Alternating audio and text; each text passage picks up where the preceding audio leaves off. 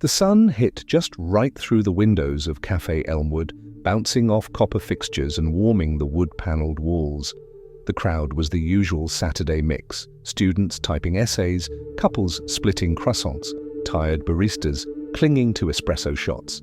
In the corner, wearing a black hoodie and AirPods, sat Barron Trump. Tall, quiet, and reading a book, something on economics. Not many recognized him. He liked it that way.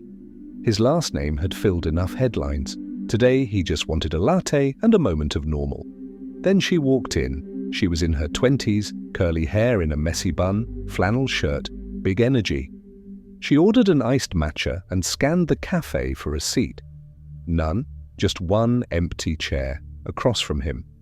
She approached with casual confidence. "Hey, sorry, mind if I sit here?" He looked up, nodded. "Go ahead." She didn't notice who he was, not at first, but 5 minutes in she glanced at his book, saw the title, Free Market Imperialism, The Debate, and rolled her eyes. "Seriously?" she muttered. He looked up, surprised. "What?" "That book, that ideology. You really believe in that trickle-down fantasy?" He blinked. "It's for class. I don't agree with everything in it." But she was already fired up. "Of course you don't have to agree. People like you never have to struggle," she snapped. "You're just another legacy guy with a silver spoon and a PR team." Heads turned. She had raised her voice. A barista looked over from the espresso machine. A girl by the window stopped mid-text. He set his book down, slow. "You don't know me," he said calmly.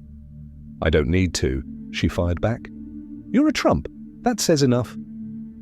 Now everyone was watching. It was the moment, the kind of moment people pull their phones out for. But Barron didn't yell, didn't storm off, didn't flash the entitlement she expected. Instead, he reached into his bag, pulled out a worn notebook and flipped it open. He turned it to her. Inside were pages and pages of handwritten thoughts, quotes, critiques, questions. Some circled in red, some scratched out in frustration. "This one," he said, pointing. "I wrote this after reading about how single mothers were crushed by housing policies in the 80s. I've never had to live that, but I think about it." She stared at the page, then at him. He continued, quietly. "I'm not my dad, and I'm not pretending I understand everything, but I'm trying to listen. You came in yelling, but maybe that's because people like me don't listen enough." Silence. Not one sound in the cafe. The girl opened her mouth, then paused. Her anger slipped into something else. She looked around, realized the whole room had heard her and him.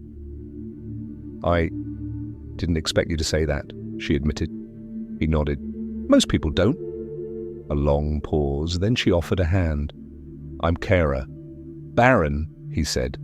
A smile crept in. From the counter, someone whispered, "That was wild." By the next day, someone's TikTok of the moment had over 4 million views. Comments poured in, "He's not who I thought." She came in hot, but he met her with grace. This is how you shift perspectives. And maybe that's what made the moment unforgettable. Not the yelling, but how he handled it. Sometimes all it takes to change a room is choosing to respond, not react.